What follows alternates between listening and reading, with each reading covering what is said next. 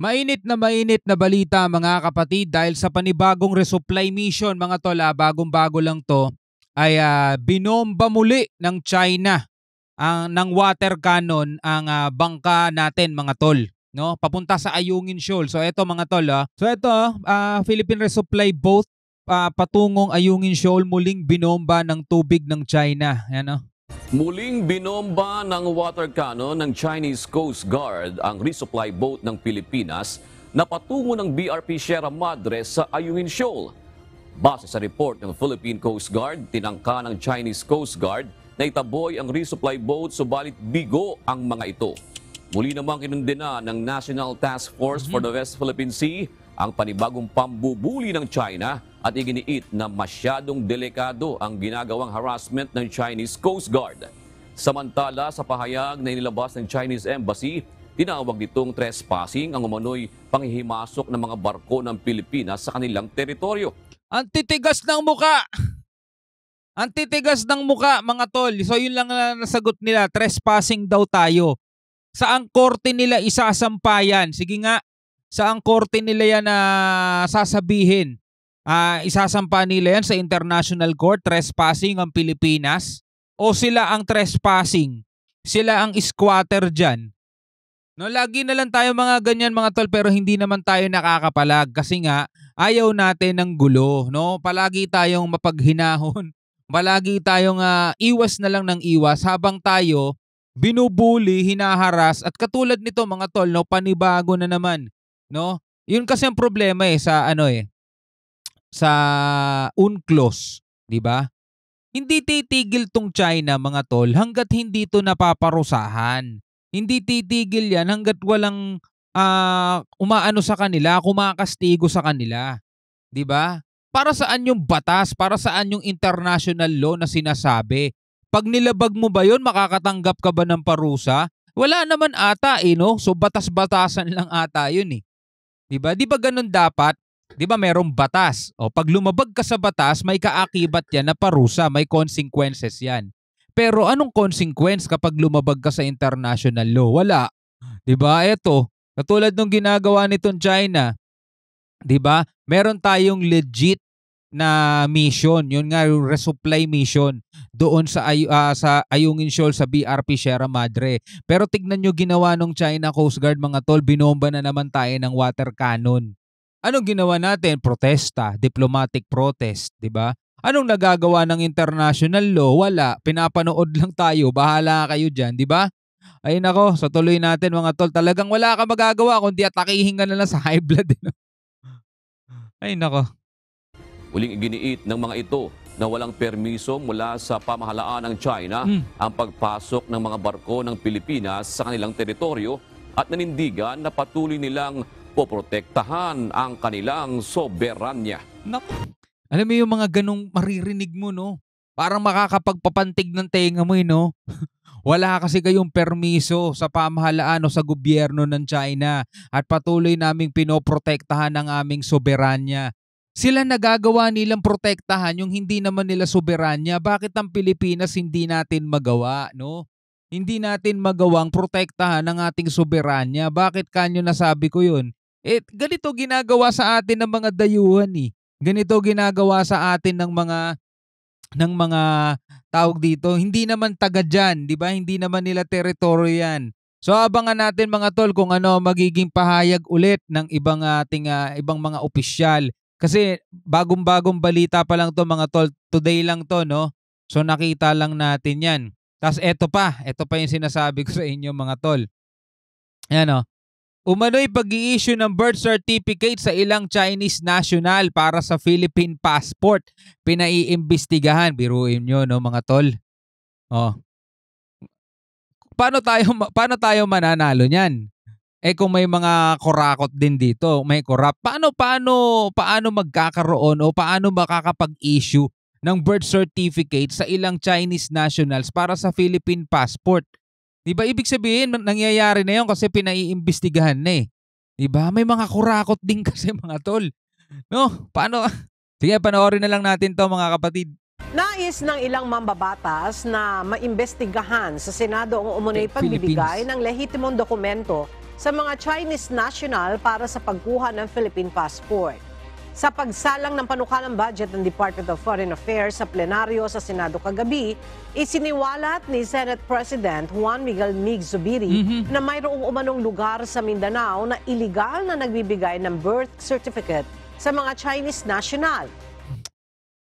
Ay, naka. Meron daw isang lugar na nagbibigay ng lehitimo o legit, hindi siya fake, no? Legit na government documents sa mga Chinese nationals para makakuha sila ng Philippine passport, mga tol. My goodness. Na iligal na nagbibigay ng birth certificate sa mga Chinese national. Naalarma si Senator Ronald De La Rosa dahil sa banta nito sa national security. Ayon kay Senate President Pro Tempore Loren Legarda, na dumipensa sa budget ng DFA, nakikipagtulungan na ang ahensya sa law enforcement agencies para imbestigahan ang issue. Ang ilan umano sa mga Chinese national nagpapanggap na Pilipino sa pamamagitan ng pagpresenta ng lehitimong birth certificate at So ibig sabihin, no, pag magpepresenta ka ng lehitimo, legit na birth certificate, so ibig sabihin, Pilipino ka kasi may birth certificate ka, dito ka pinanganak eh. Kahit na sabihin nating hindi totoo yun, peke, sumatotal, pero legit yung documents mo, sinong may kasalanan? Mga Pilipino rin, mga tol. Diba? Yung mga nasa ahensya ng gobyerno na pumapayag sa mga ganyang kalakaran, patay tayo dyan, mga tol. Diba? So nakaka-alarma nga naman talaga yon dahil bantayon sa ating bantayan sa seguridad natin, mga tol. Biruin mo, ang kalaban natin ngayon China dahil nananakop sila ng mga teritoryo natin. So pwedeng-pwede sila magpapunta ng mga alagad nila rito, alagad ni Xi Jinping, no?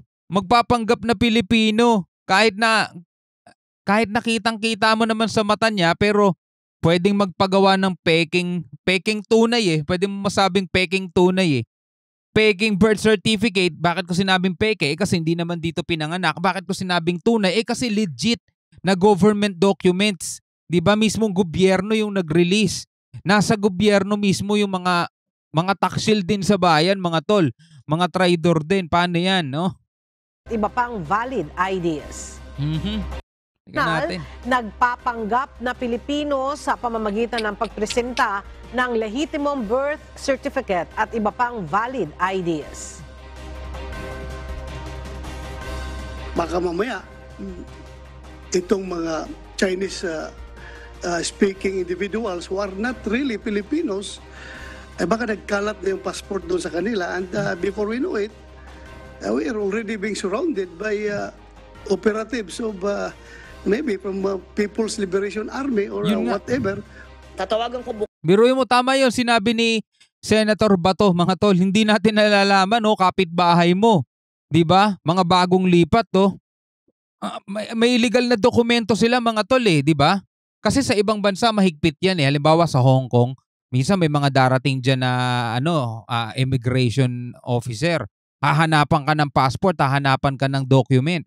Kapag iba yung passport, kapag iba yung trabaho mo doon sa document na nakalagay doon sa sa visa mo, yari ka, deport ka nun, 'di ba? Dito, mga tol, nagagawa nila 'yan.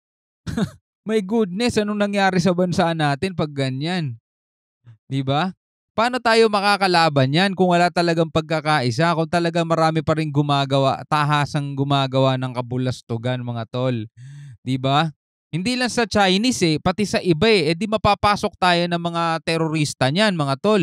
Hindi rin malabo, 'di ba? Pwedeng-pwede silang magpagawa ng birth certificate nila para makakuha sila ng ibang mga driver's license, ng mga iba't ibang klase pa ng mga government ID. Kasi meron silang birth certificate 'di ba? Isa 'yun sa mga importanteng kailangang requirements kung kukuha ka ng ID. So kahit na hindi ka Filipino national, so hindi Pilipino ang lahi mo, 'di ba? Basta pera tumatakbo, mga tol. May mga Pilipino, may mga kapwa tayong Pilipino na handang mag-traidor sa bayan natin para diyan, mga tol, no? Grabe. bukas ang head ng NBI tungkol dito. Maari na lahat ng mga ahensyang to ay may galamay sa mga kumuha ng mga authentic document. Dahil dito, ipinababalik ng mga senador sa plenaryo ang naaprubahan ng panukalang budget ng Philippine Statistics Authority o PSA para sagutin ang issue. Yan, di wala tuloy kayong budget ngayon. So eto mga kapatid, ang mga balita natin ngayon, anong masasabi ninyo dito sa mga nabalitaan natin ngayon? Eto, may panibagong pambobomba ang tawag dito, may panibagong pambobomba ang China o Chinese Coast Guard sa ating BRP Sierra Madre, sa ating mga PCG na magdadala ng supply sa BRP Sierra Madre. May bago na naman silang pangbubuli sa atin. Tapos mga tol, sa gitna ng laban natin ngayon, merong mga Pilipino, kapwa natin Pilipino, ahensya ng gobyerno ang pumapayag na makipagkuntsaba, no? Pero may mga Chinese nationals daw kumukuha ng lehitimong birth certificate, mga kapatid. Paano mo ngayon iisipin yan? Ay, nako. So, pwede ka mag-comment, mga kapatid, no? Comment ka na lang sa baba kung ano masasabi mo. Hanggang sa muli, ako nga pala si Shobal D. Peace out.